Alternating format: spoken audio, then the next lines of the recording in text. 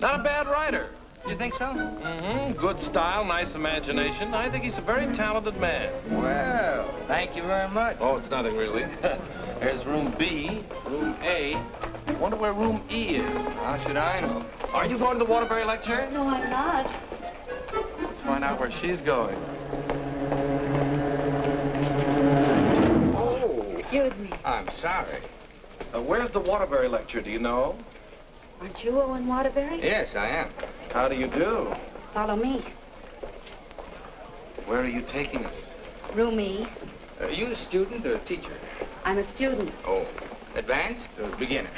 What do I look like? Well, You look very advanced to me.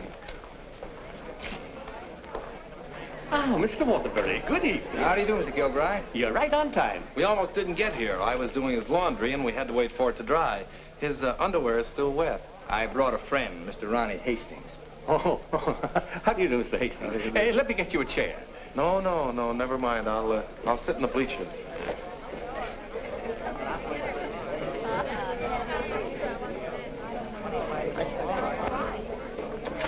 Hello.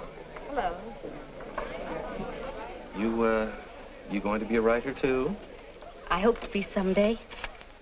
Well, this lecture should help you a great deal. He's a great writer, isn't he? Oh, yes. Of course, he gets most of his ideas from me. Excuse me. Yes? You're sitting in my seat. Oh, I'm terribly sorry. Good evening, Miss Gaylord. Hello, Mr. Scott. Anybody sitting here? Yes, Clarence Henderson. But he's out sick tonight. Well, then why did you make me move? Oh, Clarence and I don't speak. Oh, well... Attention, class. As I promised you, our guest speaker tonight will be none other than Owen Waterbury, author of the new bestseller, Last Year's Love. Mr. Waterbury. Oh, louder, louder. That's enough. I understand that most of you hold all sorts of jobs during the day, and yet you've been studying the technique of writing in the evening. Now you're ready to take your pen in hand and go out and conquer the world. You know, I'm hardly the person to tell you how to write because I don't follow any rules. Today, the writer is asked to keep one eye on the bestseller list, the other on art. That's divided loyalty, and that makes for dishonesty. I must confess, I've been guilty of this dishonesty, too. But now that I've made my position secure, I'm going to try to write a really good book. No more bestsellers, but something that I hope will be a piece of great writing. You know, good writing, fine writing, is here and here. The dictionary is filled with all the words you need, but unless the mind and the heart find those words for you, you better leave them in the dictionary. He's so brilliant. Shh, shh. Because a writer, fundamentally, must believe in himself. That's half the battle.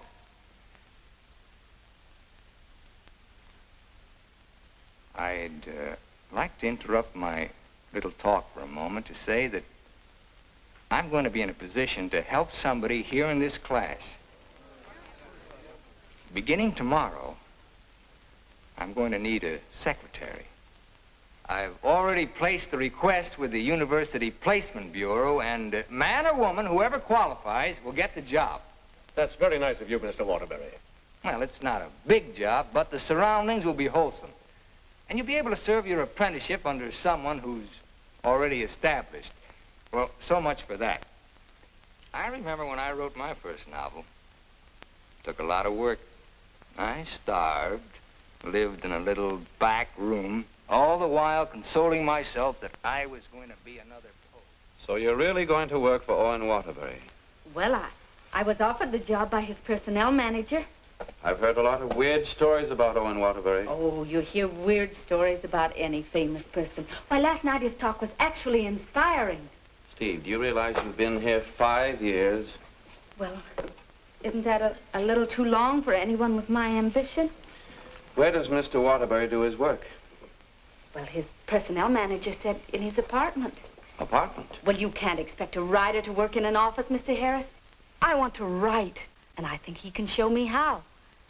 Who knows? After a year with him, I might even be autographing copies of my own book in one of your bookstores. By taking a course in Owen Waterbury. And getting paid for it at the same time. I'm going to miss you, Steve. Oh, no, you won't. After a week, you won't even know I've gone. Not true, but good luck anyway. Well, I could make a big speech, but I think you know how I feel about everything. You've been wonderful to me. I understand. Steve. Yes? Call me sometime, will you? We'd like to know how you're getting on. I'll call you tonight, after I get the job.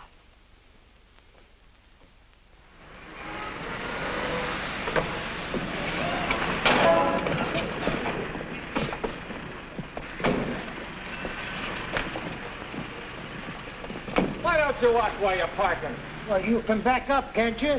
You got to reverse. Never mind, Bill. Just save your energy for upstairs. Smart guy. Hand me the bag, Bill. Yes, ma'am. I'll take it upstairs for you, man. Anything drives a cab these days.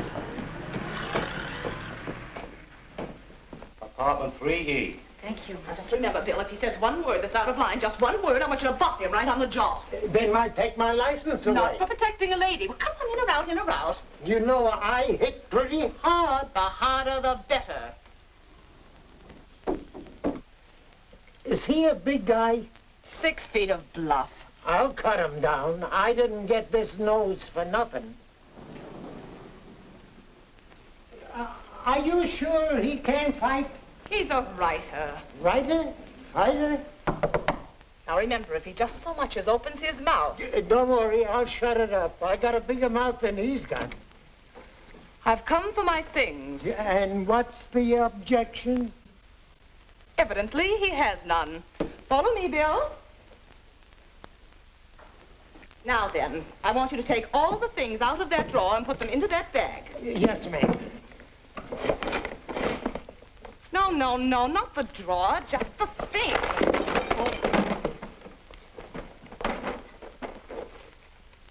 Oh, come in, come in. Come right in. That's right.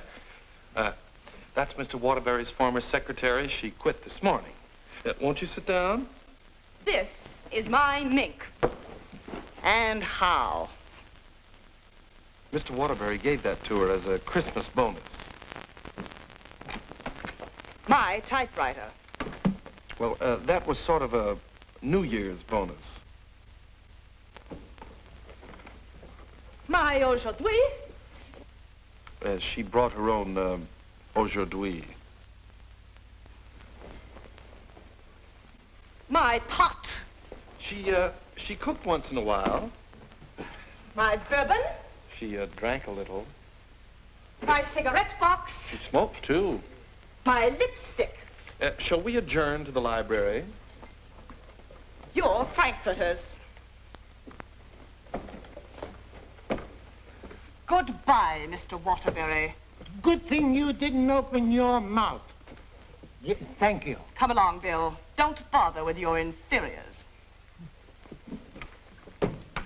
And now, miss, what can I do for you? This is your new secretary. Oh, yes, you're from the Kilbride School. Yes, I am.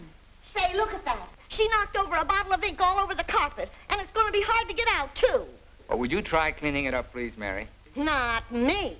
The landlady says I'm not to clean up any more messes. Just do my regular work and get out of here. Excuse me. Would you like some help? Oh, thank you very much. Say, you're going to work out fine. Here, Ronnie. I'm an expert at this sort of thing. He sure is. He cleans up about 6 of them a month. I'll need a cloth and some rug shampoo. This is the stuff you've been using lately. Here, this is a woman's job. It was a woman who did it. It was an accident. You better not let the landlady see that. She'll add $100 for damages to your rent. That's more than last month. Oh, I got some on my dress. Oh, look, why don't you work on the rug and I'll work on your dress? Why don't you two work on the rug and I'll work on her dress? I'll work on my dress. I'll work on the kitchen. Do you like hot dogs? Occasionally, yes. Fine, we'll have them for lunch, and for dinner we'll have steak. Lunch? Dinner, why? I haven't even been interviewed yet. What's your name? Stephanie Gaylord. What do your friends call you? Steve. Oh, that settles it. I think she should be hired. How are you on shorthand? 120 words a minute. Do you do laundry? From my own, generally. Well, you're going to have to learn to do silk shirts, 120 a minute. I'll do the cooking. And eating. Do you live here, too? No, I live next door. But he hasn't been there since July. That's because I have no kitchen. Well, we share our kitchen on a cooperative basis. He cooks and he eats. You know, Owen and I went to school together. I was in kindergarten, and he was in the 8th grade. Then I went to high school, and he was still in kindergarten. And then I studied piano and became a character in every Waterbury book. And what were you in last year's Love? I was the chorus girl who studied piano and was very bitter about the world. Where'd you work before? Who, me? I was secretary to Charles Harris. He owns the Harris bookstores all over the country. And how is Mr. Waterbury's latest novel doing? Second only to the Bible. Oh, well, he won't like that. You married, Steve? No, I'm not. Please, Ronnie, I'm not interested in whether or not Miss Gaylord is married. Oh, no. My biscuits are burning. I've had married secretaries before, and, well, their husbands were a little troublesome. They were murder. His working hours are very peculiar.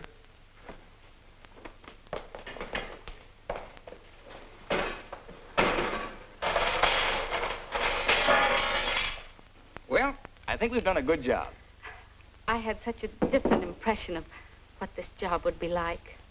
Oh, today was an unusual day. But after this, there'll be no more distractions. I'll go. We're going to work in an atmosphere of dignity and culture.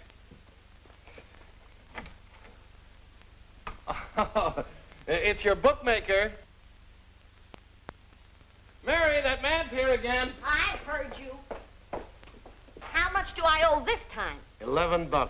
Don't you give me no more of your tips. That horse will come in next time out. Next time out, he'll be dragging a load of ice. Well, what do we owe you? $278 for Owen and $1 for you.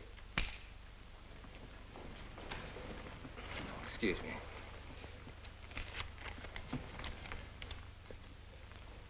Here you are. I'll have to owe you mine till next week. You want to wager today? Well, I haven't looked them over yet, but I'll give you a call. And no more 50-cent bets. The boss don't like them. Where was I? You were telling me that everything here was dignified and cultural. Oh, yes. Now, Steve, about your other duties. I'll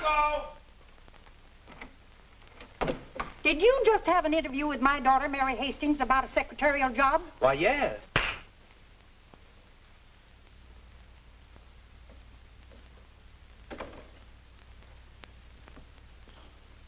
I have a message for you. Well, what's the message? Mr. Waterbury, I don't think I want this job. Well, why not? Well, when you spoke at class last evening, everything seemed so refreshing. And when I read your novels, they were filled with such quality and high purpose. And I'm afraid all that's spoiled now, so no harsh words, no hard feelings, just get somebody else. Well, if that's the way you feel, Miss Gaylord. Are you walking out on Owen Waterbury? Don't beg the girl to work for me, Ronnie. Just call the agency and get another girl. Now, you know you don't mean that. We both like this one. Are you going to let me out of here, or do I have to call the police? They're here already. I came for the rent. Mrs. Reeves, I just mailed you a check this morning. Oh, you always do that, knowing full well that I only live downstairs. Any damage this month? Oh, it's been a very, very uneventful month.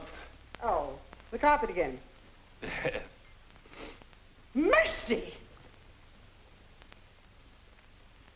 This fish belongs here. And this duck up here, you throw the whole room out of contour.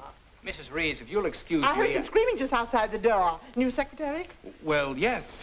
You being hired or fired? Miss Gaylord has just been engaged. Oh, too bad, Mr. Waterbury, because something moved in the apartment upstairs would just fill your every requirement. Well, unfortunately, Mrs. Reeves, the job has just been filled. Well, I want you to meet her anyway. Felicia! Coming, Mrs. Reeves.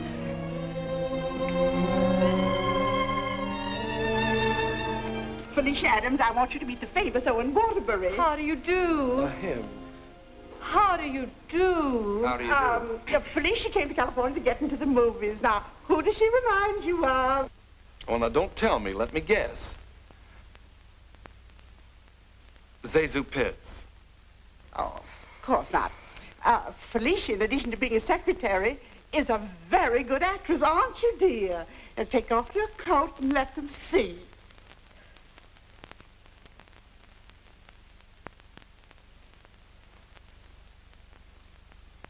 She's got a lot of talent there. I thought you'd think so. I was a model back in Texas, but I came out here for a career. Daddy's financing me. A friend of yours? No, my father. Perhaps Felicia could play the heroine in your next novel when it's made into a movie. She could do that. What's the heroine like?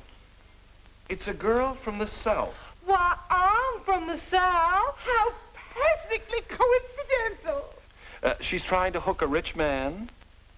She's insincere and a moron.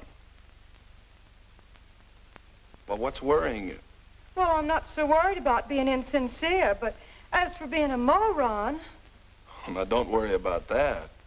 You could act like a moron, couldn't you, dear? I could try. Oh, I'm going to dramatic school. Maybe they can teach me to be a moron. If you studied hard enough, yes. It'd take a lot of work. Look, Mrs. Reeves, I haven't even started my novel yet, and it doesn't look as if I'm going to if I'm continually interrupted. Well, we'll leave and let you work. Oh, Ronnie, I'm having a party for 50 guests tonight, and I'm expecting you to entertain for us at 9. Is it informal, or shall I bathe? If you don't care to entertain at my parties, pay your rent. Well, I'm off to the horse show. You haven't got a chance.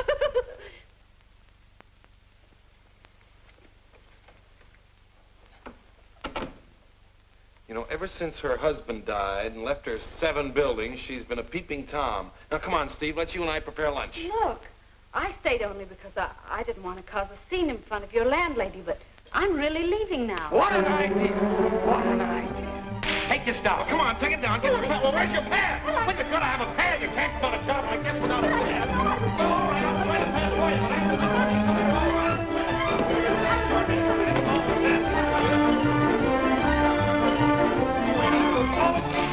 Almost have a pad or there's the pad. I got it. Here, right up. Get over there.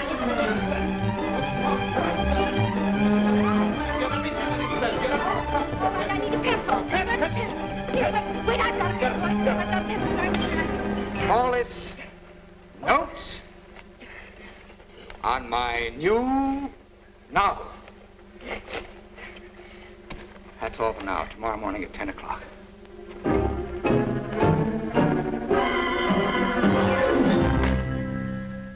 He's incubating. He's incubating at last. Come along. He always start a new novel. Yes, always. I remember on last year's Love, I was baking a cake. All of a sudden, he called me out, and I had to start taking dictation. And I couldn't go back until he was through dictating. At 3 o'clock in the morning, we sat down to chocolate-covered ashes.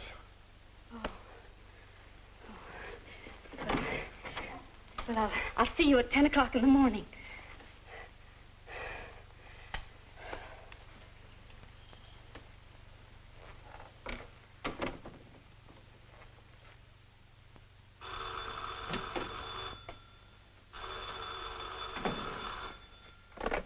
Hello?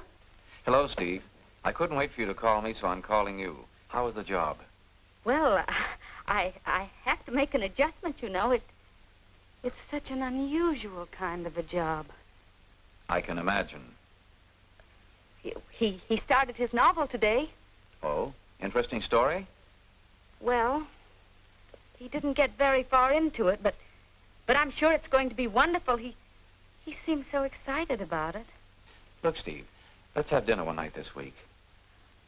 Well, I'll call you the first night I have free.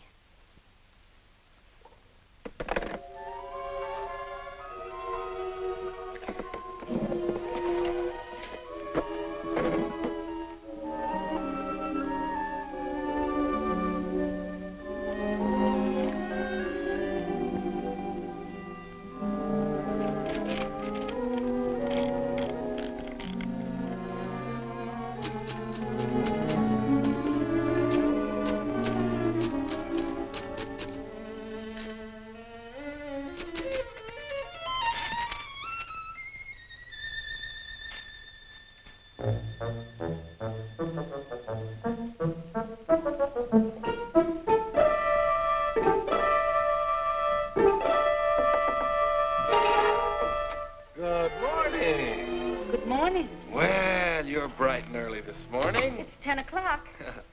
Say, did you ever think how you'd look in mink? Well, I see you've got your pad. Keep your pencil poised. The genius is still dressing. I'm making potato pancakes for luncheon. He's in a sour cream mood today. If you need anything ironed, I'll be in the kitchen ironing. Well, Good morning, Steve. Good morning. Right on time. Let's see, where did I leave off yesterday? Notes on my new novel. Yeah. I'll go.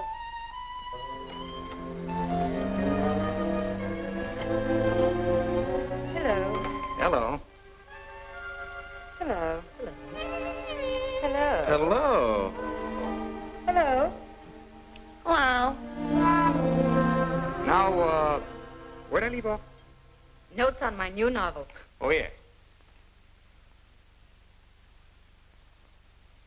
Make that Notes on My New Novel by Owen Waterbury. That's good. Oh, that's real good. Don't you think that's good? Oh, I like that. Chapter 1, General Introduction of Characters. Chapter 2. Well, I'll do Chapter 2 tomorrow. Chapter a day? That's swell. You sure you're not tired? Miss Gaylord, you stay here and answer the telephone. I'm going to the beach for some salt air. Well, be sure you don't bring any home with you. Right, boy. Let's drive someplace nice, like Santa Barbara. Well, honey, anything you say.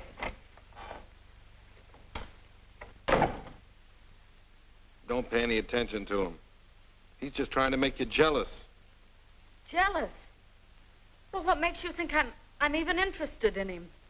You know, for a secretary who's just been given the day off, you're awfully annoyed. Annoyed? Of course I'm annoyed. I just don't want to sit here doing nothing. I came here to work. I came here to do nothing, and now I'm working. Look, if you get paid for idleness, grab it, you fool. There goes another one.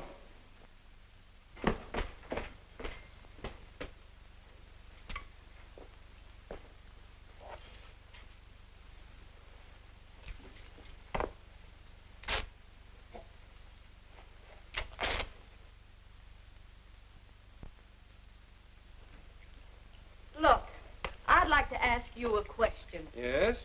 Does Mr. Waterbury intend to write a book? That's a very interesting question. Waterbury's a genius. What do you think he's doing right now? Incubating. Exactly. And whenever he goes through a mood like this, a great book comes out of him. I'll bet he does a lot of writing tonight. Why, honey, you're jealous. Look, I don't even know Mr. Waterbury. At this point, I'm not even sure I want to. Of course not, honey.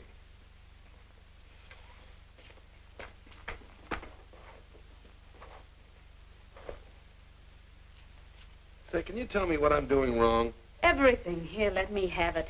How can you get so many wrinkles in it? Well, he's tried 16 laundries, but he still likes my work best. These are good shirts. We're good shirts.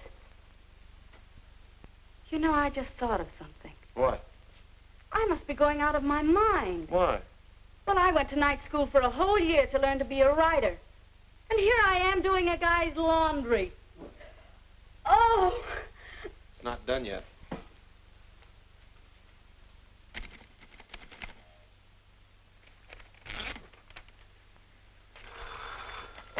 Hello? Miss Gaylord, this is Owen Waterbury. I want you to be here tomorrow morning at 9 o'clock. I've finally gotten the idea. Thank you. You know, Owen, I like that idea. Yeah? I don't think there's a horse in there that can beat him. Never.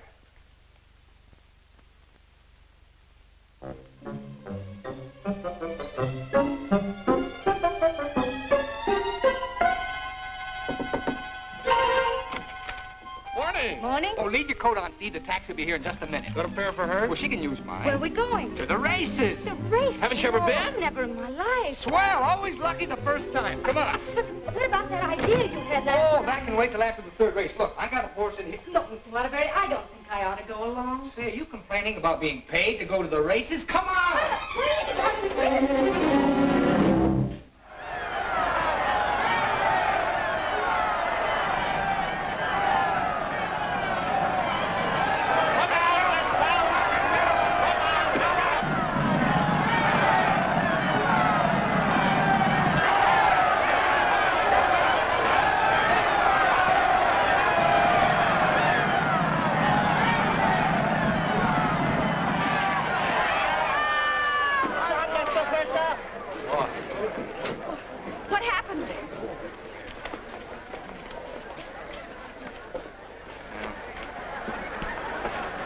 take those guys' tips. Well, so far this job has cost me $83. Now, don't worry. I'll see that you get that back. Why should you? I gambled and I lost. Well, losing's good for the soul. We had the 3 best souls in town.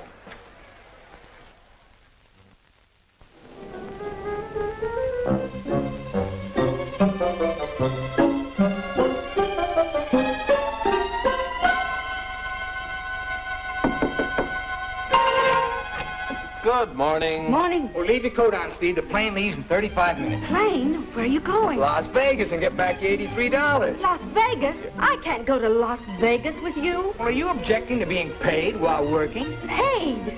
I don't think I can afford to work for you much longer, Mr. Waterbury. Oh, Steve, it only takes an hour and a half to fly. And to catch the evening plane back, you're home in time for dinner. With tons of money. No, I won't go. I just won't go. No, please. Please put me down. I'm not going to.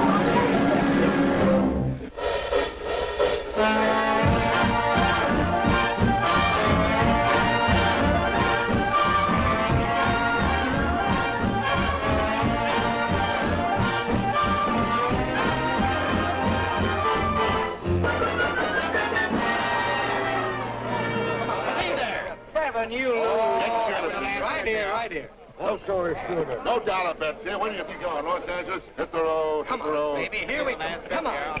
Oh, the easy way. Oh, what is your point? Hard way. 4, the hard way. Hard way 4. Hard way 4. Baby, here it comes. There she is. 4. 7, you lose. 7, you lose. Standing on my right again, huh? When are we leaving, Mr. Waterbury? Leaving, I'm stuck 3,000. But you said we'd catch the midnight plane. There'll be another plane at 2, darling. Next shooter, please. Grab the next shooter. Come on, let's go. I thought working for a writer was going to be so uplifting.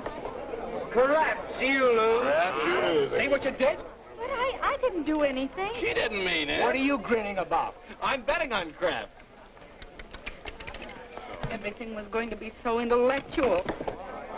Perhaps again. Go ahead, lady. Are you doing that on purpose? What did I do? You're doing all right, honey. What's her point? Her point is crabs. Can't you make anything but craps? I was going to meet only literary people. Craps, Nick. You're my dream girl. Never saw that before. Don't make any more craps, understand? I'll tell him when he comes in. Keep your mind on the dice. Put this all on 7. She's bound to make this time for once. You know, I'm writing a novel too, Mr. Waterbury. It'll be a honey. A 2 and a 1. Correct. 4 straight. Get out of here. Not goodness. What's wrong? Keep your mind on the dice when you roll them. How dare you speak to me like that? Just for that, you roll your own dice. Craps again. $80, Rich. Come on, bring it in. Over here. Come on, lad. Money. Gaylord. Steve, where are you going? I'm going home, and I never want to see you again. You're a fraud, Mr. Waterbury, a cheap, egotistical fraud, and your whole existence is something I want no part of. I'm sorry I even met you, because you've spoiled something for me. You've spoiled my impression of Owen Waterbury, the writer. Steve, look, you can't go home alone. I'll take you home. Steve, please sit down, will you? I want to talk to you, please. Steve, honestly, this gambling, it's an insidious thing. It changes a person. I'm really terribly sorry. Well, then why don't you put a stop to all of this and get down to work? I guess I'm afraid. Afraid of what? I'm afraid I'm not the great writer I started out to be. Instead, I'm just a commercial hack. Oh, no, you're not. Didn't you see how everyone at the university treated you with awe and respect? Why don't you write another love story? I'd be going backwards. Backwards? Stick to your last. You know the story of the clown who always wanted to play Hamlet? If you keep telling yourself you're a failure, you'll be one. If I try another love story, will you work for me? If you work, I'll work for you. Thank you. I'm poor again. I just switched to 7s.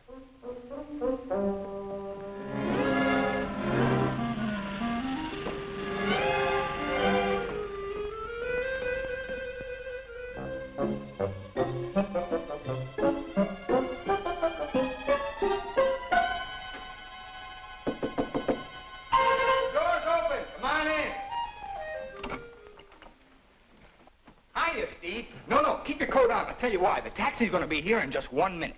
What? Oh, don't worry. We're going to work, but let's do it at the beach house, huh? He's superstitious, honey. He starts all his novels at the beach house. But why the beach house? Did you like last year's Love? Very much. Well, most of last year's Love was done down there.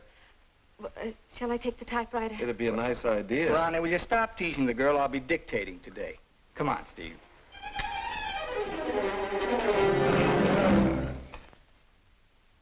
I'll dictate this in outline form, and then I'll polish it up later. Yes, Mr. Waterbury. This is the story of a successful novelist who began to die, morally and spiritually, until a girl came into his life. And then the whole world seemed changed. He'd seen her one night while delivering a lecture to a short story class. There were so many faces looming up in front of him, but he saw only one, hers. Wistful, delicate, exquisitely beautiful. Without her knowledge, he arranged to make her his secretary because in that fleeting moment, in that single instant, he knew he was desperately in love with her. One day, he asked her to go to his beach house and work there because he wanted very much to tell her the way he felt, but he lacked the courage. Mr. Waterbury, Miss Gaylord, when I'm working, I don't like to be disturbed. Sorry. Where was I? He wanted very much to tell her how he felt, but he lacked the courage. Oh, yes. Now here she was, seated before him, tender and fragile as a poem. He had looked around a corner, and there she was. Oh. What's the matter? Oh, I broke my pencil. Oh, here you are. Let's continue. He was tempted to take her up in his arms and sweep her to the summit, but he didn't dare. He knew very little about her, yet there was nothing else he needed to know. As he strode up and down the room dictating, he looked toward a polka dot necktie. What's the matter with you? Nothing. Oh. Where was I? Polka dot necktie. Oh, polka dot necktie. He was impressed by the loveliness of her hair, her soft blue eyes, her delicate mouth. A breathing, living thing that made him exalted and inspired. He wanted to take her in his arms and smother her with kisses and drown himself in the beauty of her soul, but he was a coward. How do you like it? It has possibilities. Suddenly he threw caution to the winds. Leaned over and kissed her. She melted in his arms and offered no resistance. Wordlessly, they held one another in silent embrace. Oh! You've got the wrong girl, Mr. Waterbury. I'm really leaving you this time, and don't you ever try and get in touch with me again. I don't even want my salary check. You can save it for the next victim. And if I ever see one of your books again, I'll burn it!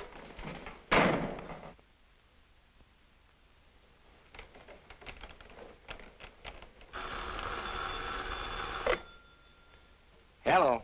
Well, hello, son. I just thought I'd call you and let you know I made dinner for the three of us. And ask Steve if she likes popovers. Steve's just quit. Yeah. I'm dictating a harmless little scene. Suddenly she takes offense, slams me on the couch with a hammerlock, and walks out. Is she insane? Well, I'll call the agency and get them to send over another girl. I better get one who likes broiled chicken, because that's what we have for dinner. Don't call anybody. I'm not going to go to work for a long time.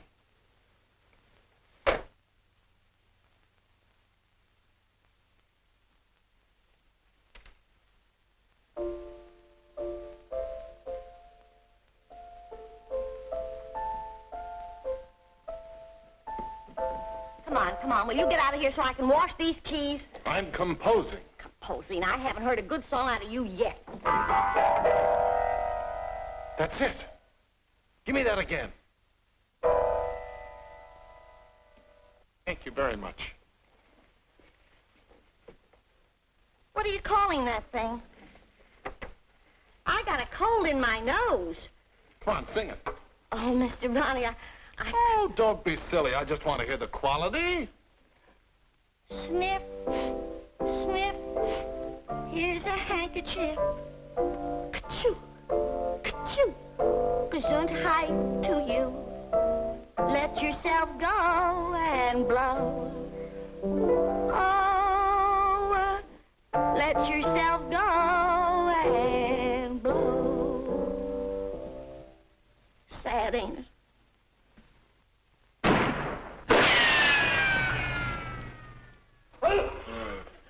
I have to have some water.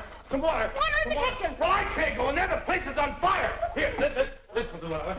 Oh. You and your cooking. You and your popovers, they don't pop, they explode. Call the fire department. The fire department, they just put water over everything. I can't.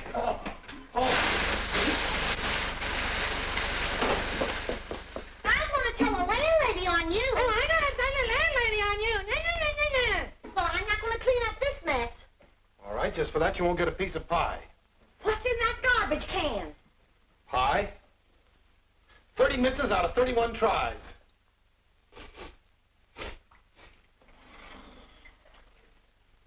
$31 misses.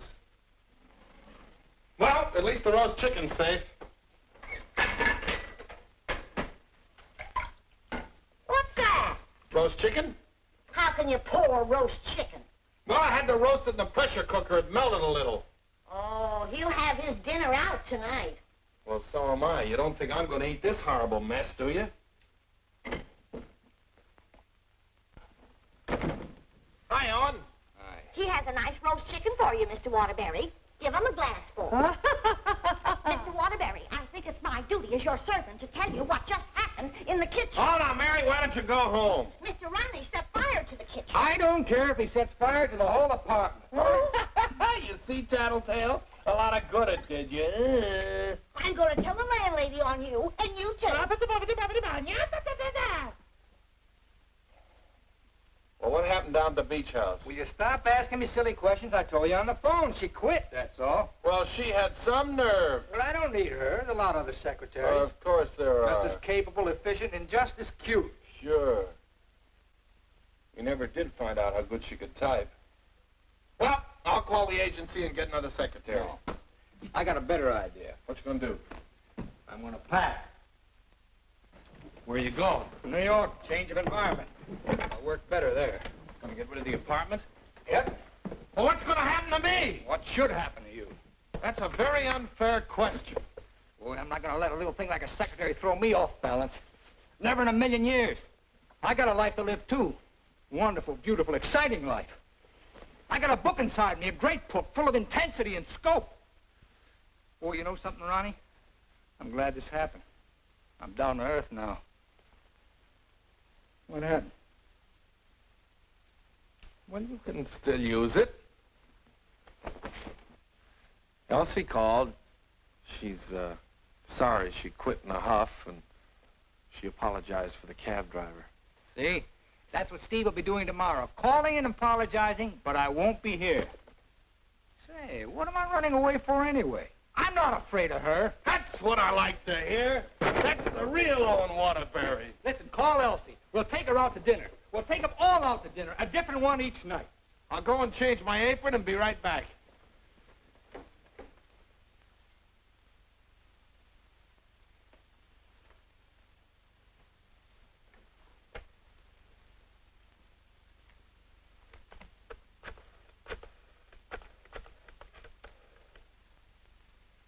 Bryan Detective Agency? This is Owen Waterbury. Yeah. Look, I want you to shadow a girl for me. Stephanie Gaylord. Now, let's all try to have a good time tonight, okay? I'm willing. Are you, Ronnie? I'm willing. Good evening, Mr. Waterbury. Hello, Francois. Here, why here? I like it here. You've always hated the Ridgely room. He's joking. I'm not joking. You've always hated it, hasn't he, Elsie? I thought so. I've always hated it. Mr. Waterbury, there's a gentleman here to see you. Gentlemen? Oh, yes.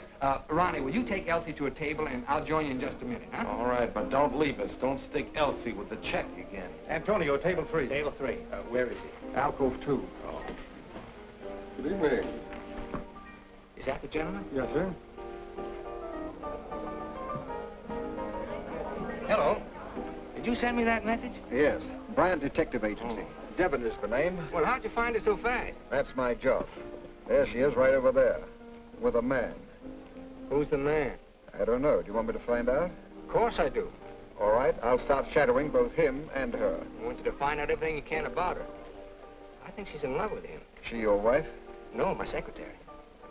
I get you. Look, I want nobody to know about this. Don't worry. The way I operate, even you won't know about it. Can you check her pass for me? It'll be expensive. Well, why? The unknown quantity. We've just finished checking on a girl. Took us a year to get her pass caught up with her present. Do a good job. I will. Take care of my check. Cigarettes? Yes, give me a pack, please.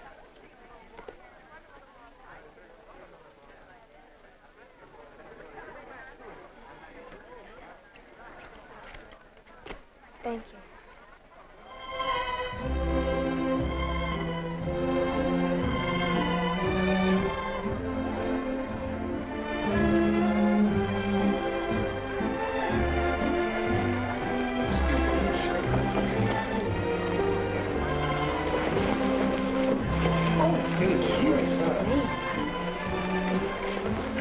Oh, excuse... Hiya, Steve. Hello, Ronnie. Don't talk to her. I'm mad at her. Oh, I forgot. Good evening. Good evening. You know him? Uh-huh. He's my new boss, Your new boss. What's his name? Charles Harris, the bookseller. That's Steve's old boss. He's not so old. How dared you go work for him?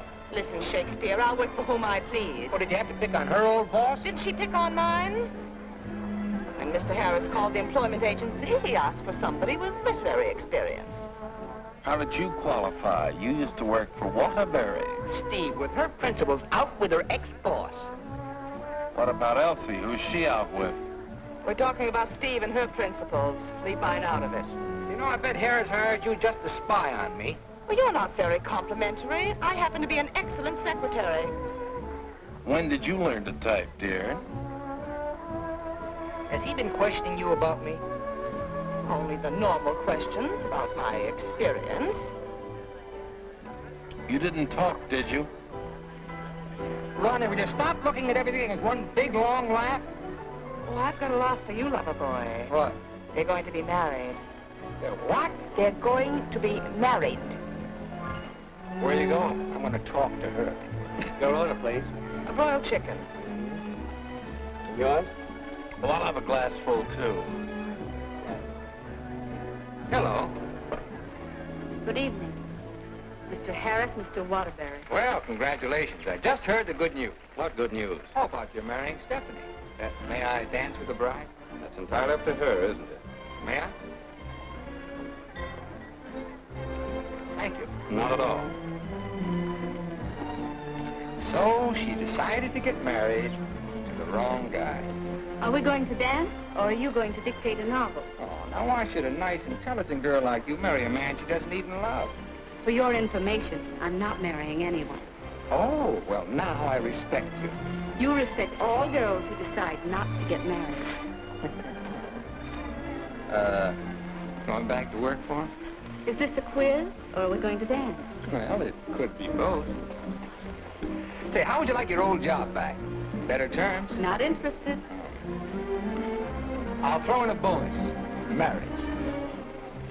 Mr. Waterbury, you talk about marriage as though it was something cheap and vulgar.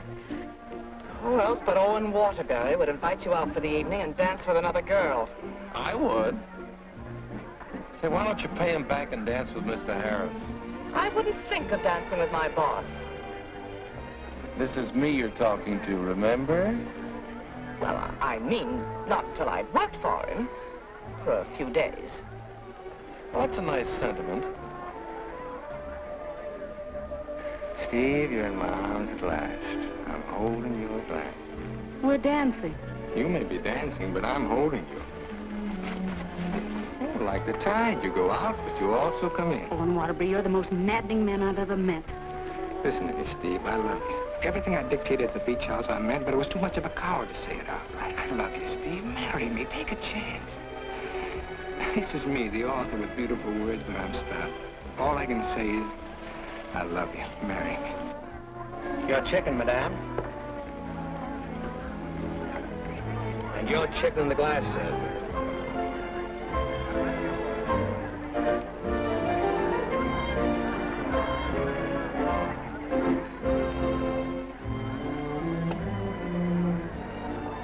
Harris looks lonely.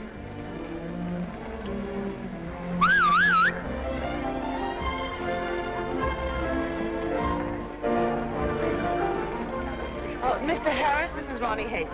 How do you do? Won't you sit down and have a glass of broiled chicken? Thank you. I think I will.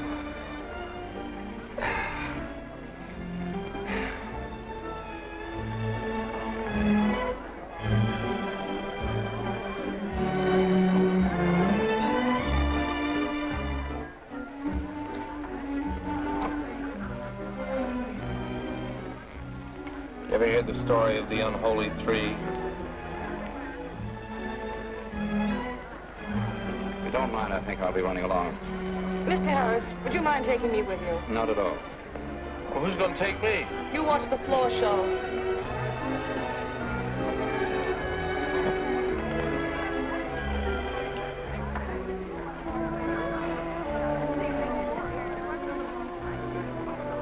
Want to dance? I love it.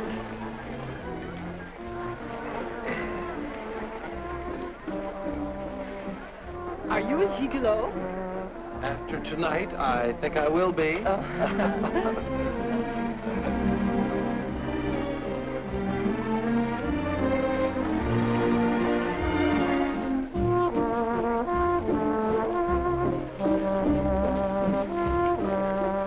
Isn't life strange?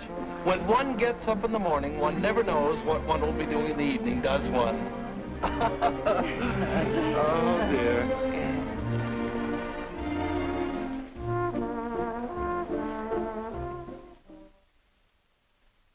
And in addition to the office supplies, please order one Remington electric typewriter for the outer office. Mr. Harris's office. Just a moment, please. Hello? Yes. What? When? Thank you. Goodbye.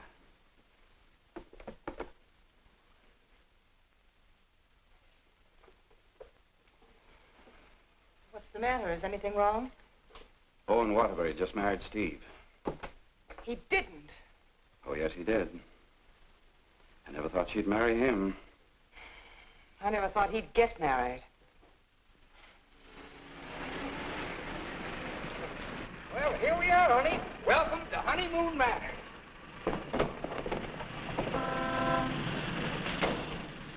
Congratulations! Hi, Ronnie!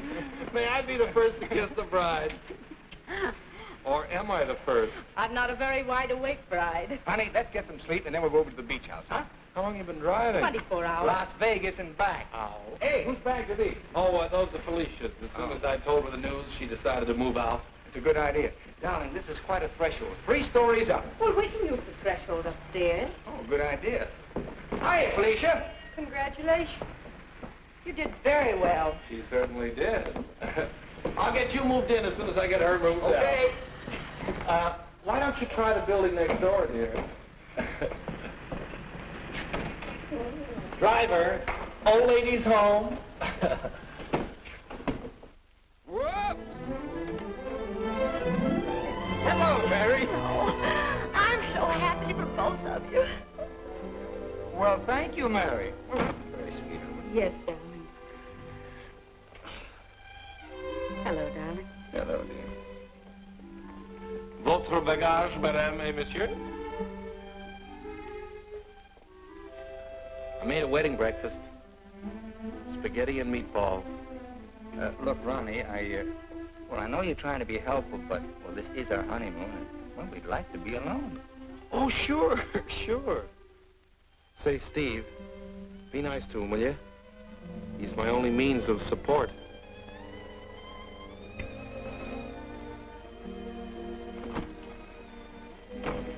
Darling, Are you glad you married me?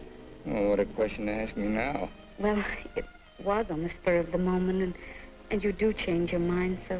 Darling, I'll never change my mind about you. You're the first nice thing in my life. Could you tell me where is apartment 3E? Who are you looking for? Isn't that the business of the people in apartment 3E? It's the next apartment down the hall, sir.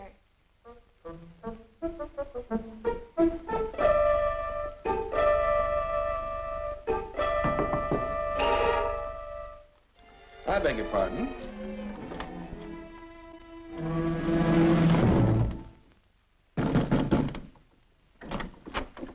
Yes, and what can I do for you? I have a message for Mr. Waterbury.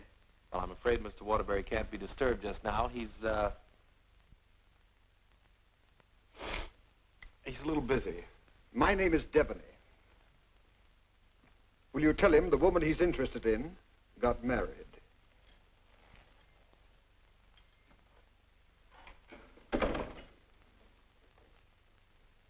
Hey, Owen! You got a minute? Ronnie, what is it now? There's a fellow was outside, said his name was Debney. He had a message for you. I don't know any Devneys. He said the party you were interested in got married. Well, congratulations. So did I.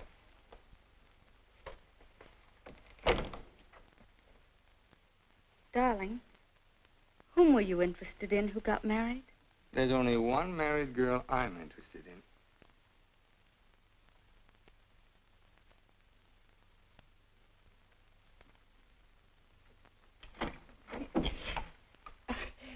You tell Mr. Waterbury I want to see him right away, and I mean immediately. Owen! Horrible Hannah's here. We call you that affectionately, dear. Now what is it? Oh, excuse me. I didn't know your secretary was working late. They're married. Married? Well, as his wife, she might as well be in on this. Just what can I do for you, Mrs. Reeves? I've come for the rent. But I paid you the rent on the first, Mrs. Reeves. I've had to make a new rule, Mr. Waterbury. I don't take bad checks.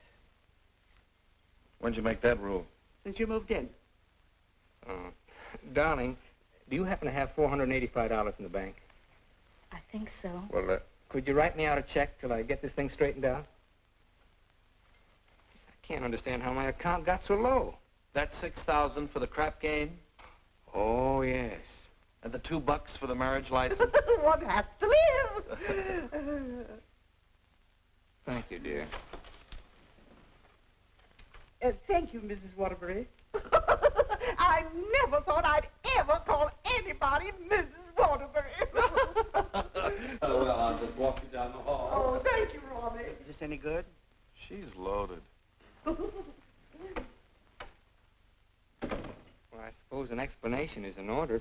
You don't owe me an explanation. Oh, but darling, I want to explain. Oh, excuse me.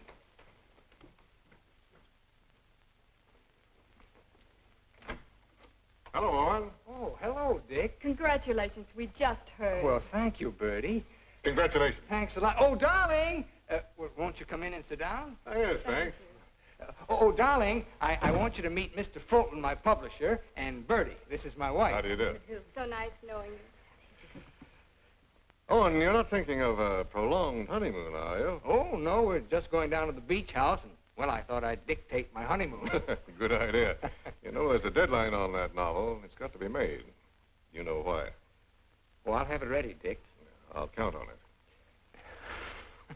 it. Would you like a drink? No, no, thanks. We're double parked downstairs. Come, dear. How's Ronnie? Oh, still eating. Same old Ronnie. Yes, Bertie's told me about Ronnie. She says that when he dies, he'll ask the crematorium to baste him slowly on both sides. You know Ronnie? Oh, of course. I was once Mr. Waterbury's secretary. Well, thanks an awful lot for coming, Dick. Happy honeymoon. Thank you.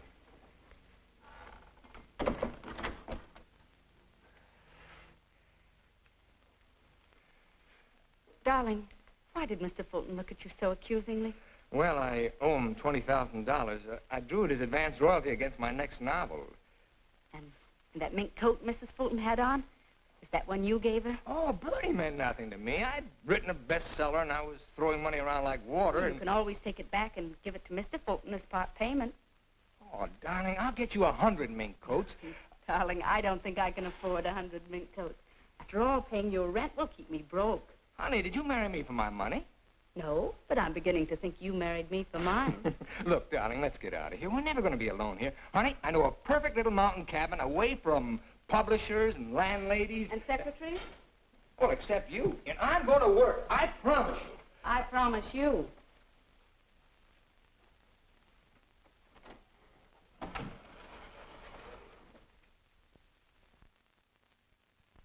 How long did you work on this book, Owen? 4 months. I'm rather proud of this one, Dick. Where's Mrs. Waterbury? Oh, Steve's down at the village getting groceries. She wants to prepare you one of her special dinners. Well, I'm afraid I can't stay for dinner. I have to catch that next train back. Dick, let's drop the suspense. How'd you like the book? I'm going to let you have it right between the eyes, Owen. You don't like it? I hate it.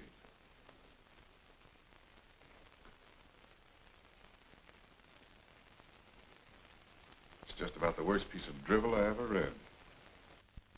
Why, if I were to publish this, Owen, it would ruin you. Fortunately, I found another book to use in its place. What's the matter with me, Dick? Am I through? Of course not. Every top-flight novelist has a bad book in him. But how am I going to pay you back your money? Well, don't worry about that. I'm sorry, Owen. Darling, I got some of that wonderful venison. Why, hello, Mr. Fulton. It's so nice seeing you again. Miss Waterbury? Do you like venison? Well, I'm afraid I can't stay. Oh, why not? I got some very important business in town. Well, I'm very sorry. I was going to fix you one of my special dishes. Oh, I'm sorry. Well, some other time. Goodbye, Mrs. Waterbury. Goodbye, Mr. Fulton. Goodbye, Owen. Goodbye, Dick. He doesn't like it. No? Do you think he's right? He's always been right. Until he married Bertie. Oh, what's that got to do with it? Well, maybe he's changed. Ever think of that? Maybe he sees you through different eyes. Oh, you talk like a fool. Oh, and let's face it. Your book is now being published by a man who sees his wife in your arms on every page. He thinks that girl in there is Bertie in you. You're a child. Bertie meant nothing to me. He doesn't realize that. And he's still a human being, even if he is a publisher. And he's a man. Let's get away from here tonight. Tonight? Oh, and you blame me, don't you? Oh, not really, Steve. It's just that it's so distracting to have a man's wife as his secretary, too. I've got to try another book fast, and now I'm going to have to get myself another secretary. So I'm fired, is that it? Oh, Steve, it'll be better for both of us if I work by myself. It'll give you a chance to work on your own book. I'll make dinner.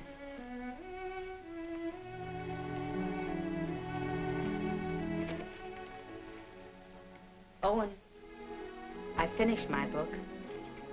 Oh, you did? Well, I'd like to read it. It's been on your dressing room table for 2 weeks. Oh. Well, I'll read it on the train. Don't bother. Oh, you're hurt. No, I'm not. You call and get tickets for the train and send Ronnie a wire to get you a new secretary.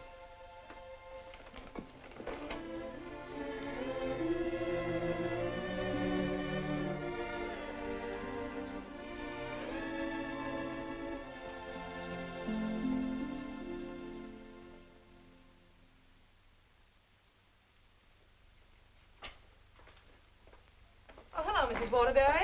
Hello, Elsie. Mr. Harris told me you phoned in from the station. Did you have a nice honeymoon? Very nice, thank you. It must be lovely up at the cabin this time of the year. Yes, it is. A Waterbury original? His last. Steve. Hello, Charles. Sit down, won't you? Thank you. Oh, you're looking fine, fine. Well, 4 months of the outdoor life. None the worse for it. Charles, I want you to do me a favor. This is Owen's latest book. Fulton doesn't like it. I want you to read it and let me know what you think about it. I'll try to be as objective as possible. You will be, I know. And I have another manuscript for you. Mine. You finished it? Yes, it was a long uphill pull. Oh, I've changed the title so many times, but I finally decided to call it Dawn's Yearning. What does Owen think of it? Owen hasn't read it yet. Oh? He hasn't had time. He's been busy writing. He couldn't concentrate on it. I'll be glad to read both of them. Thank you, Charles. Goodbye, Steve. Goodbye, Charles.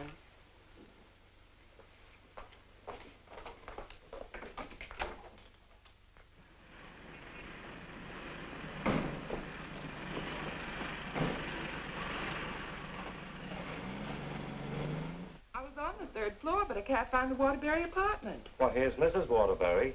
Oh, how do you do? The employment service sent me over. What for? Oh, Mr. Waterbury wants a new secretary. Oh, is that so? Yes. Well, follow me. Oh, thank you. I know it's going to be so exciting working for Mr. Waterbury. Oh, just love it. I know I will. You know, this is such a rush call, I hardly had time to dress. You're dressed beautiful. Oh, thank you so much. You know, I make my own clothes. Oh, really? Yes. Come in. Come right in, Miss, what did you say your name was? Hilda Schneebacker. Miss Schneebacker. Owen, darling, this is your new secretary. How do you do? This is my husband, Owen Waterbury, and this is Ronnie, our next-door neighbor. How do you do? Can I get you something to drink? Have you any beer? Well, I should say we have. And we have pretzels, too. You know, I could just drink a barrel of beer. What did you ask for on the phone? I thought they knew our account. Dope. Oh, don't bother.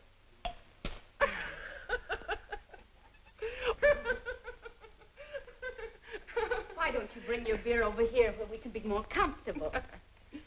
Oh, do you do laundry, Miss Schneebacher? Just shirts and socks. I don't like to do sheets. Well, sit down, please.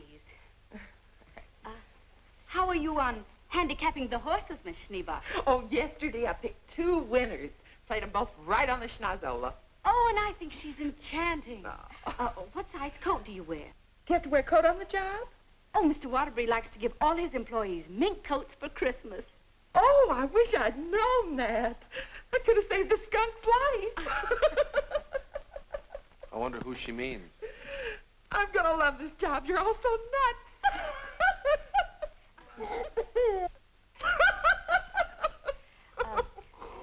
Do you object working late hours, Miss Schneebacher? Not at all.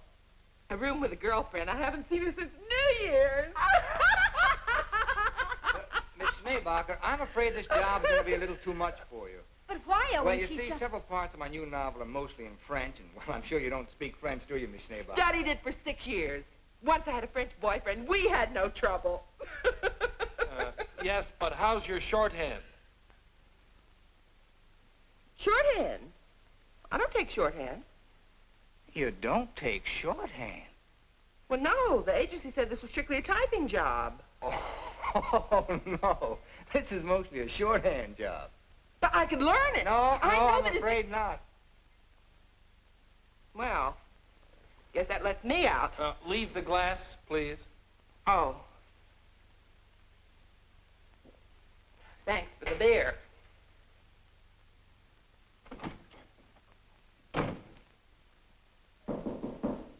That must be the next one. The next one? I told the agency to keep sending them until we said when.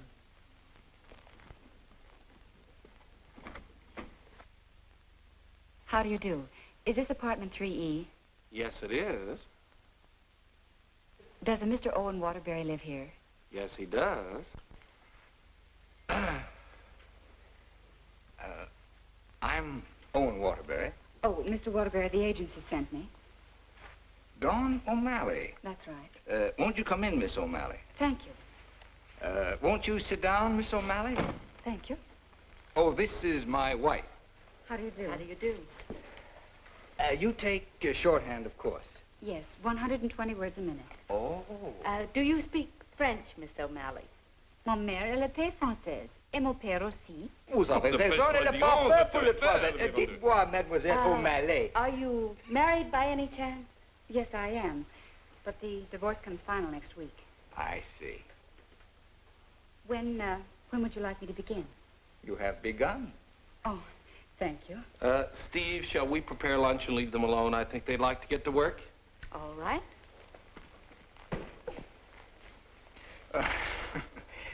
Tell me, did you ever work for a writer before? Yes, once about 3 years ago. But I'd rather not talk about it. Oh, well, why not? Well, he asked me to work late one evening and began getting a little fresh. So I called the police.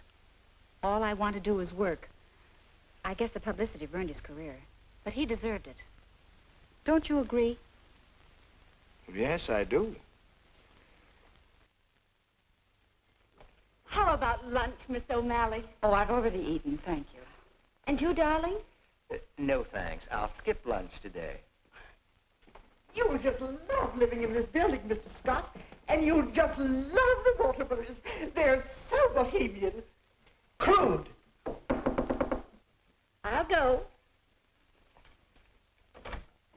Oh, hello. Hello, Mrs. Waterbury. I want you to meet your new neighbor, Sylvan Scott. He's moving that little bachelor apartment upstairs that Felicia used to have. Yes, I know, Mr. Scott. Hello, Stephanie. How nice. Come in, come in. Now I want you to meet the important member of the family. This is the great Owen Waterbury. Oh.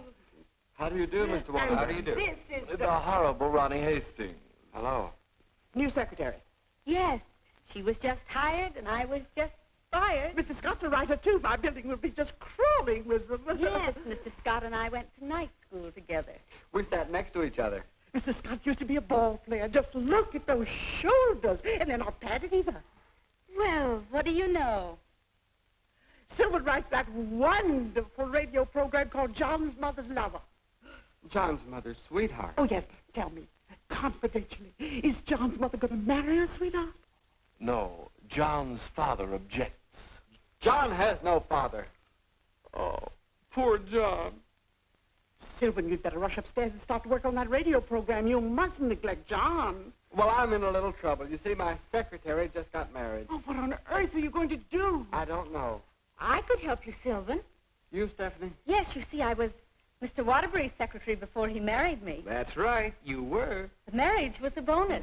Oh, when could we begin? Why don't you just say, I've begun? Ronnie, dear, would you get me some shorthand books and some pencils? How much do you think you'll be giving me tonight? Why, we may be working most of the night. Oh, that's just ducky. I'm used to working at night. Goodbye, darling. Don't work too hard. I won't. Come on. Oh, thank you, Ronnie. Bye. Well, I seem to have fixed everything up. You certainly have. Well, I guess I'll run along. Must you go? I was just poisoning the tea. Oh, Ronnie, you're such a kidder.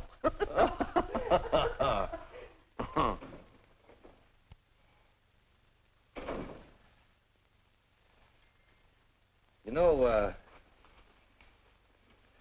you're going to really like it here, honey child. Watch your hands. I don't tolerate familiarity from anybody, and I mean anybody. I once ruined a man's career, and don't you forget it. Miss O'Malley, you may have the day off. Why don't you make it a year? But I haven't even begun yet. Oh, that's all right. You get paid just the same. Oh, well, all right. What time tomorrow? Oh, any old time. Suit yourself. But I don't understand. Well, how about noon? All right. Thank you.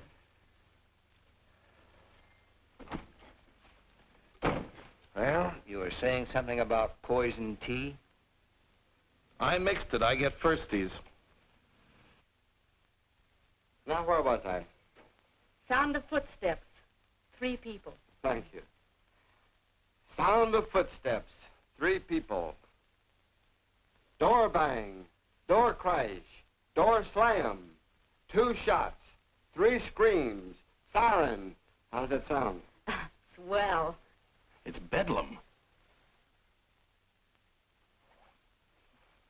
John, I'm in love with your mother. And tomorrow, I expect to be your father. John's going to be a father, and I'm the first to know. Now I don't have to listen tomorrow. But, Father, I'm older than you are. John's older than his father?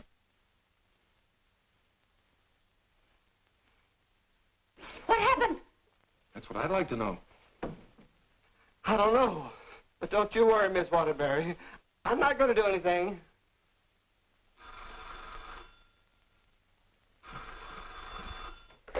Hello. Hey, they just turned out the lights. Who's calling? This is Charles Harris speaking. I'm sorry to be calling at such a late hour, but I must talk to her. They just turned out the lights. Will you keep quiet? This is her husband. No, she's out for the evening. She's right upstairs. And I don't know when she'll be back. Didn't you hear me? I said they just turned out the lights. Darling, may I borrow a light bulb? I don't care what you do. What's the matter? I'm going to a hotel in case you're interested. I'll go to a hotel. After all, this is your apartment. No, it isn't. You pay the rent. Ronnie, will you take this up to Mr. Scott, please? Oh, and you can't possibly be jealous of that man upstairs. Why, he's utterly harmless. Boy, you really had me fooled. Why do you say that? Charles Harris just called. Have you seen him, Steve, since we came back? Oh, and it's terribly late, and I don't like cross-examinations. After all, we're two adult human beings, and we should be able to trust one another. Don't smile it away with pretty words, Steve. Have you been seeing him? Yes. All right, then this is it. But I only saw Charles Harris for one reason. I took him your manuscript. He knows a great many publishers. Please don't. It's too late for that. I felt at the nightclub you were in love with Harris, and I knew he was in love with you. After all, 5 years is a long time, and I was a fool to think I could break it down. I never loved Charles Harris. Well, you never loved me. You were in love with a schoolgirl notion of a popular novelist. I really try to play this straight with you, Steve, but I guess I made a beautiful mistake. Owen, I was in love with you before I met you. Something in your writing, the tone, the feeling, the quality appealed to me so much that I used to imagine your books were written just for me. It's true, I built it up in a schoolgirl way, and I was so caught up in it, I guess I would have married you the night you lectured in class. If you'd stepped off that platform and asked me, I would have married you. Just like that. How can you talk to me like this? I put you way up there too, Steve. But you tore it down in the cruelest way any woman could. You once called me an egotistical fraud. But what about you, Stephanie Gaylord? What have you been? Go ahead, phone him. He's waiting for you. Owen!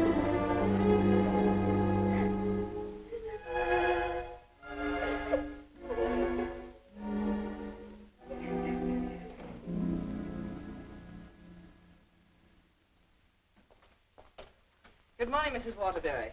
Good morning, Elsie. I have an appointment. Yes, I know. Mr. Harris has a surprise for you. Won't you come right in? Steve. Good morning, Charles. Stephanie Gaylord, this is Mr. McNally, Mr. Hudson, Mr. Burke of the Literary Times. How do you do? How do you do? How do you do? So you are Stephanie Gaylord. Sit down, Steve. This is a big morning in your life, Steve.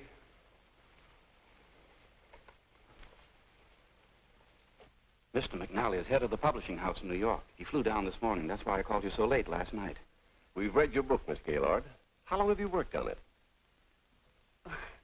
About 5 years. I'm recommending it for the McNally Winslow Award for first novel by an unknown. I didn't know you were going to show my manuscript to anyone. I couldn't do anything else after reading it. But don't you see what this will do to Owen? What has Owen got to do with it? Well, Owen's the big guy in my family, and his novel's just been turned down. And if this happens on top of that, it would just about destroy him. He has to have a sense of importance. He's lost all faith in himself. You mean your husband would feel a sense of competition with you? You don't understand, Mr. McNally. Owen's in trouble. And as his wife, I have to help him climb out of it. Steve, I thought you wanted to write more than anything else in the world. I thought so, too, before I married Owen. What about Owen's manuscript? Did you read it? Yes, it isn't bad. It's good. But it doesn't have what this has. This has greatness.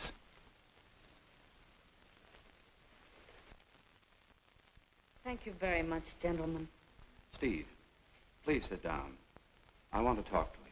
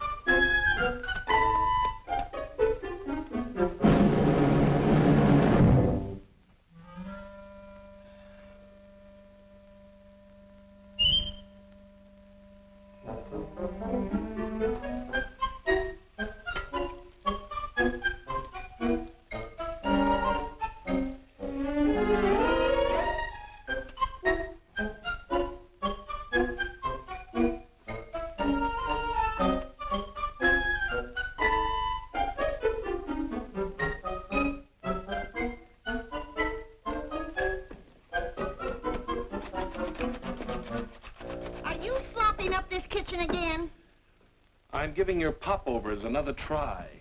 Well, give me time to call the fire department. No, Miss O'Malley. That's not the line I gave you. I'm sorry, Mrs. Scott. All right. Let's try it again. Yes, sir. John, Mother, I've changed my mind. I don't like your sweetheart. Mother, well, I like him. That's all that matters. John, as your son, I refuse to approve the marriage. Mother, you're not marrying him. I am. How does that sound? Stinks. Amen. Mr. Hastings, I must say you're distracting. You know, you shouldn't be using Mr. Waterbury's apartment or Mr. Waterbury's secretary. Well, Mrs. Waterbury isn't here, and I've got to get the program out. Why don't you work in your apartment? She won't work upstairs. Well, then why don't you work without her? I can't. I'm a dictator. Dear, why won't you work upstairs? I don't work in men's bedrooms. It's not a bedroom. It's a bachelor apartment. My husband was a hotel manager. One room is a bedroom. Two or more is an apartment. Sylvan, she's got you there. Oh, come on, let's work. Hello, Mr. Waterbury. Yes, what can I do for you? Remember me? I'm Devaney of the Brand Detective Agency. Oh. What's this? A bill for $845.62. For what? For shadowing and delving into the past of one Stephanie Gaylord. But I married her. We've shadowed married women before. Hi, Owen. Get rid of this guy. You want me to call the police? I am the police. What's this doing here? That's my laundry. Do you expect my wife to do your laundry? Hey, that's a little large for you, isn't it? That's Mrs. Waterbury's laundry. That's mine. Well, take it and get out of here. And as for you, Mademoiselle O'Malley, you're fired for taking dictation from somebody else. Well, that suits me just fine. I wouldn't work for you even if I did like your horrible writing. Where's Stephanie? I don't know where she is. I know where she is. Where? You pay this bill and I'll let you know. Oh, Ronnie, do you happen to have $845? And 62 cents. Why don't you write him a check? Oh, yes. Call that number right away. Here is the detailed report. It's very amusing. You see, I had to shadow you at the same time that I shadowed her. Here's Stephanie. Oh. Stephanie, where are you? What? What are you doing there? Stephanie, if there were ever any chance of our getting together, this kills it now. Finally and for all time, we're through. Charles Harris's apartment. Just like that, no sense of shame. Well, maybe she got her old job back and is working for him. At his home? What decent, self-respecting girl worked for a man at his home? Maybe she's his secretary. Please, don't tell me about secretaries. He could tell you.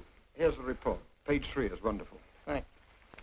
Call the employment agency. I'm going to show her. Look, I want a girl this time who's capable and efficient. I'm calling for Mr. Owen Waterbury. A fast typist. I don't care what she looks like. We don't care what she looks like, as long as she's attractive. Do you take shorthand? Oh, but of course.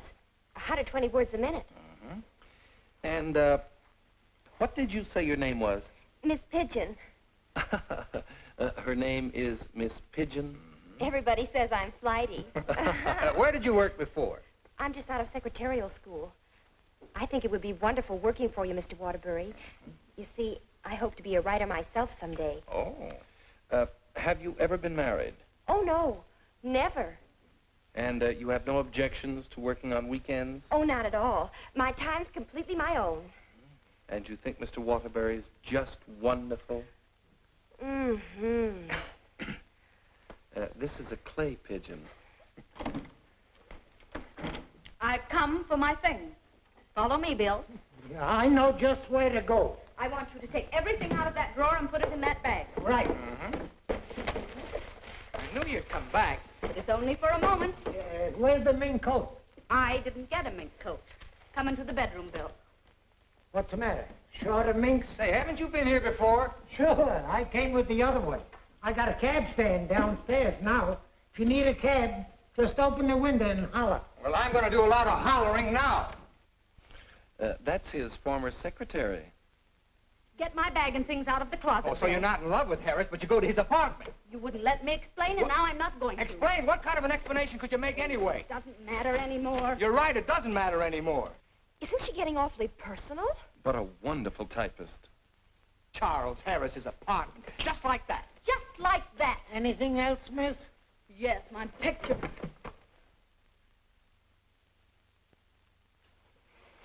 If I were a man, If you were a man, I'd ask you to step outside. Go ahead, hit me. I dare you. Did he slap her? I should say not. She slapped him. I've known all along why you've resented me. It was because I liked your novel and I told you so. You think you've wasted your time. That's your tragedy. My only tragedy is you. I'm going far, far away from here, and I'm going to write a book about you. I'm going to call it The Heel and His Victim. That's a very horrible title. It'll do. Goodbye, Owen Waterbury. And don't you ever try and get in touch with me, because I want no more of you. And that goes for me, too. Where's Miss Pigeon? She, flew the coop. Where do you think Steve's going? I think she's going to marry Harris. Harris, I'd like to see that little worm. I'm going to. Now, where are you going? I'm so mad I could get married. You know, I think I'll have to. Well, whom are you going to marry? It'll be a female. That's about all I can say.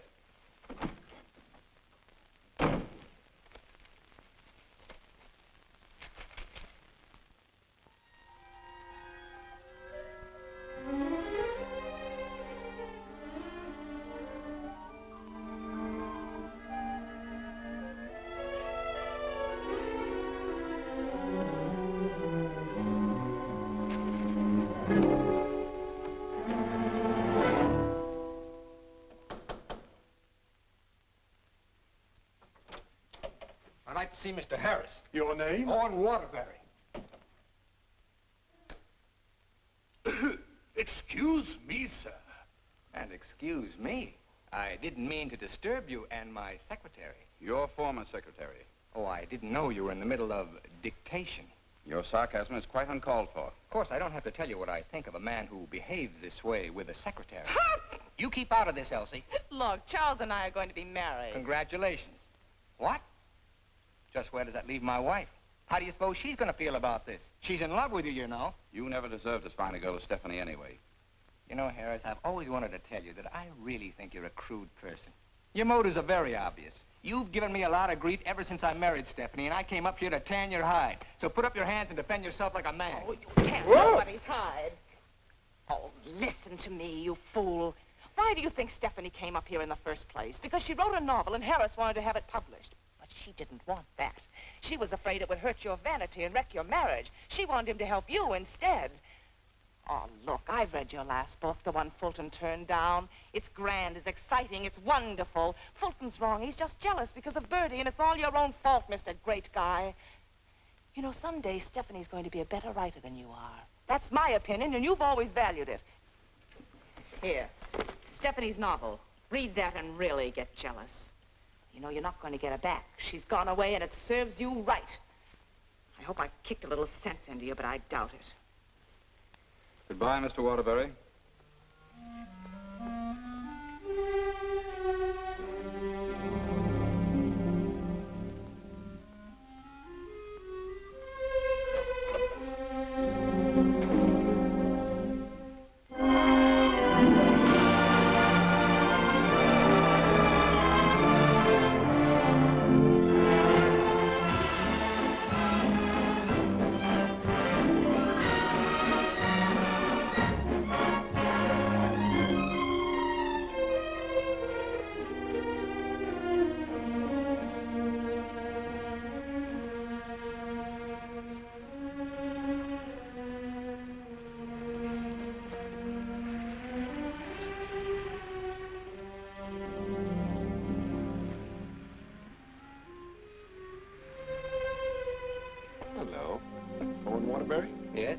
got to serve you with these papers. What for? Suit for divorce from Mrs. Waterbury. Thanks.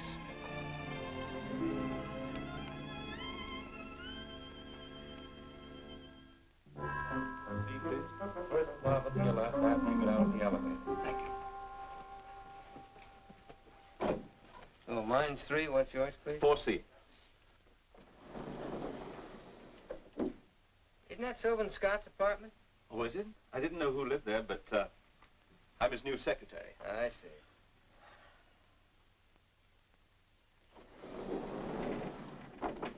Good luck.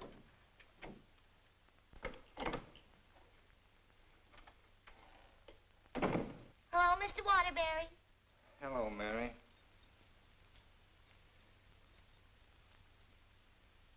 You want a drink? Well, I guess so. Mary, did you see Ronnie around? Well, I haven't seen Mr. Ronnie in about 3 days. But I heard Telly got married. Married? Gee, that's funny. He didn't even invite me to the wedding ceremony. Me neither. Ronnie gets married. I'm getting a divorce. Did you know that, Mary? Mrs. Waterbury's divorcing me. I sure was sorry to hear that, Mr. Waterbury. She was an awful nice person. So was you. At times. Thank you, Mary. Well, I see Scott's hiring a new male secretary. Oh, Mr. Scott doesn't live in this building anymore. He moved out yesterday. Oh. Well, who moved in up there? Mrs. Waterbury. Steve? Yes, she's a big writer now. Well, of all the nerve. I'll think first. You can't do this to me.